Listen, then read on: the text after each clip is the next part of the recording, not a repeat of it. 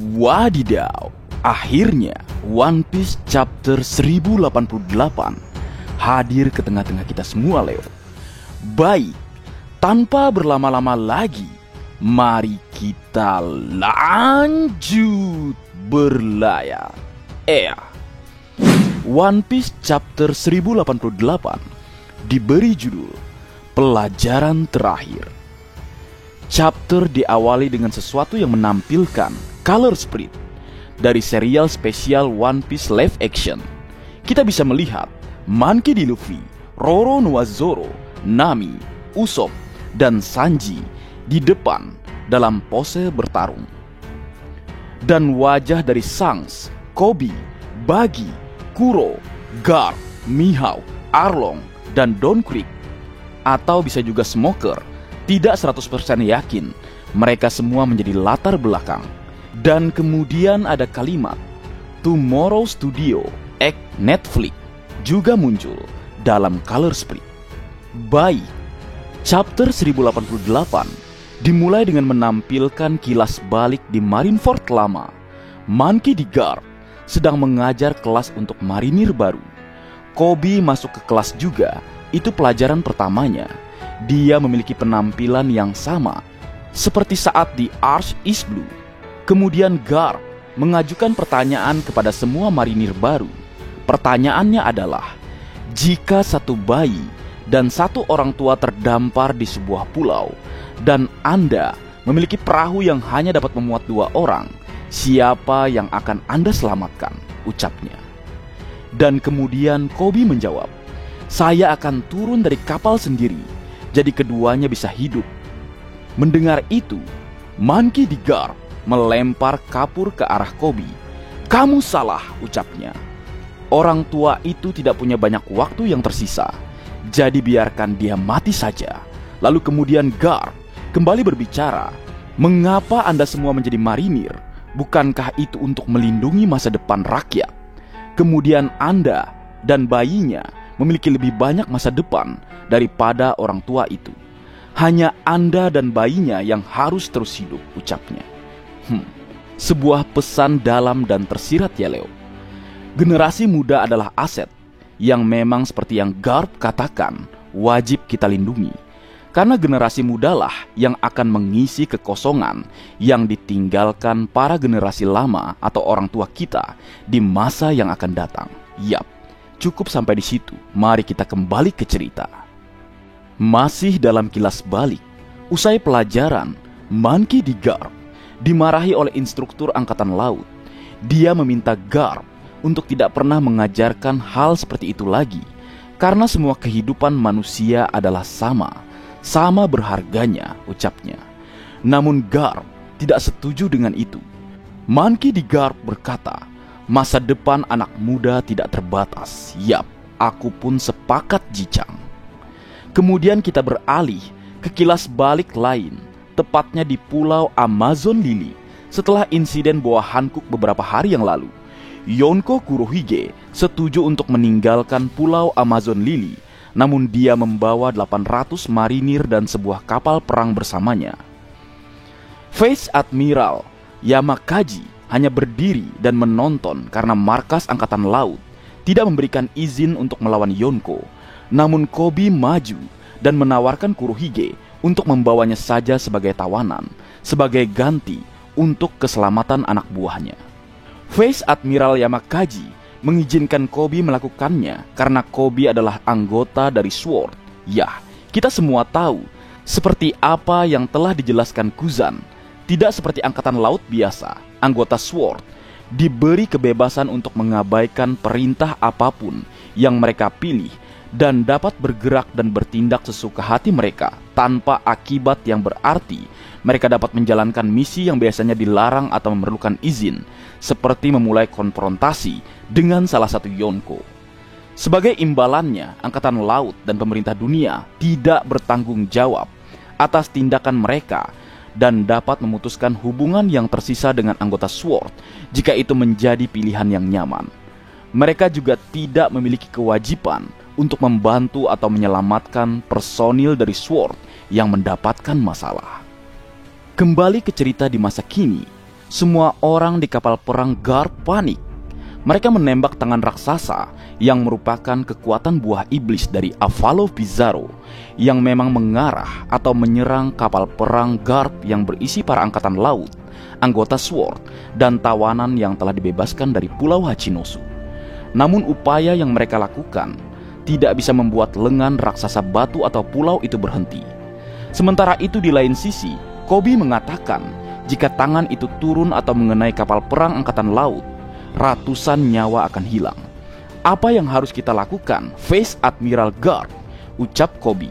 Dan kemudian Garp berkata, jika kalian bertiga, maka mereka bisa diselamatkan. Kemudian Monkey D. Garp memberikan perintah kepada mereka masing-masing. Di saat Garp akan membuat celah untuk mereka, Koby harus menghancurkan tangan raksasa itu. Sementara setelahnya, Grus atau Prince Grus harus melindungi kapal perang dari puing-puing, dan Helmeppo harus melindungi Koby dan juga Prince Grus. Mendengar itu, Koby terkejut. Koby berkata, "Saya tidak bisa menghancurkan sesuatu yang begitu besar," ucapnya, yang tertuju pada penghancuran tangan raksasa batu atau pulau sesuai perintah dari Monkey D. Garp. Mendengar apa yang Koby katakan, Garp menyela dan memutus perkataan Koby. Lalu dia mengatakan jika dalam pertempuran, keputusan harus diambil secara tiba-tiba atau mendadak. Kemudian ketiganya segera bergerak atas perintah Monkey D. Garp. Bajak laut tertawa di Pulau Hachinosu, memikirkan Koby, Helmeppo, dan Prince Grus yang menurut mereka tidak bisa melakukan apapun tanpa seorang Monkey D. Garp. Prince Grus bertanya kepada Koby mengapa Garp mempercayakannya untuk menghancurkan tangan raksasa itu. Dia bertanya-tanya apakah Koby memiliki bom atau sesuatu seperti itu untuk menghancurkannya. Lalu Koby menjawab dia tidak punya senjata, tapi dia akan mencoba melakukan sesuatu. Sementara itu bajak laut menembaki mereka. Helmeppo memblokir peluru dengan pedangnya dan terjebak dalam ledakan. Di lain sisi, Monkey D. Garp berdiri dan menghadap Kuzan. Dia meninju Kuzan ke tanah. Garp bergerak sangat cepat sehingga Kuzan terkejut. Widih, luar biasa Leo. Kemudian Garp melompat ke puncak pulau meninju tengkorak Pulau Hachinosu dan menyerangnya. Kita tahu saat ini Avalo Pizarro sedang menjadi Pulau Hachinosu Leo, dan tengkorak pulau adalah kepala dari Avalo Pizarro itu sendiri. Garp berteriak sambil melancarkan tinjunya, "Galaxy Divide!" Menerima serangan tersebut, Avalo Pizarro berteriak kesakitan. "Ugia!" ucapnya.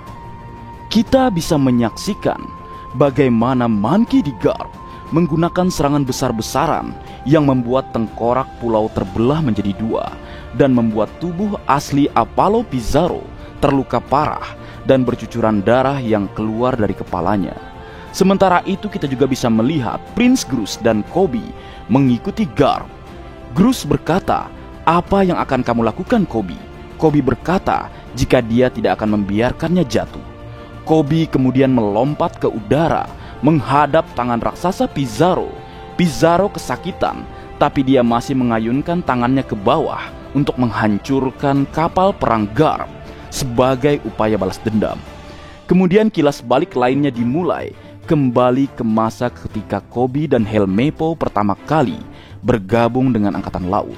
Kita bisa melihat Garp dan Helmeppo berbicara di lapangan latihan yang pernah kita lihat di cover story.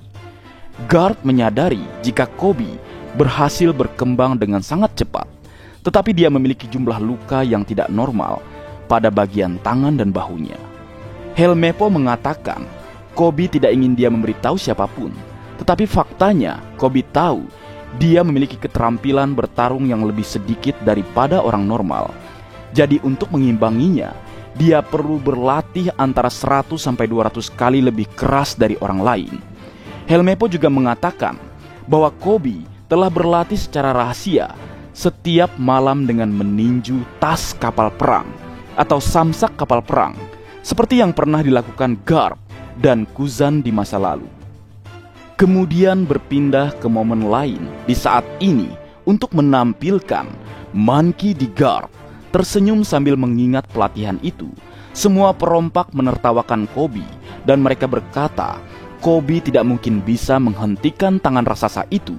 Bajak laut juga mengatakan, gelar pahlawan pasti sudah ada di kepalanya. Sementara itu Kobe akan menyerang tangan raksasa itu dari arah bawah. Di saat yang sama, lengan raksasa batu atau pulau yang terjatuh atau turun ke arah kapal angkatan laut. Kobe berteriak sambil mengayunkan tinjunya. Jika saya tidak bisa melakukan ini, semua orang akan mati karena saya, ucapnya. Honesty Impact, sebuah serangan tinju, benturan atau tumbukan kebenaran. Apollo Pizarro kembali berteriak kesakitan menerima serangan Kobe. Aduh, ucapnya. Kobe meninju dan menghancurkan seluruh lengan raksasa. Dalam halaman ganda yang luar biasa, kita bisa melihat petir hitam dari benturannya. Kita melihat bahwa Pizarro berteriak kesakitan karena lengan aslinya patah. Monkey D. Garp tertawa terbahak-bahak, sementara Helmeppo dan Prince Gust terkejut melihatnya. Kita pun terkejut. Apa kekuatan itu? Apakah itu Busoshoku Haki level atas atau justru sesuatu yang lebih spesial? Mari kita menunggu seperti apa kelanjutannya, Leo. Kembali ke cerita. Kemudian Prince Gust menggunakan teknik yang disebut clay web untuk membuat jaringan tanah liat raksasa untuk menghentikan batu yang berjatuhan dan menyelamatkan kapal perang Monkey D. Garp.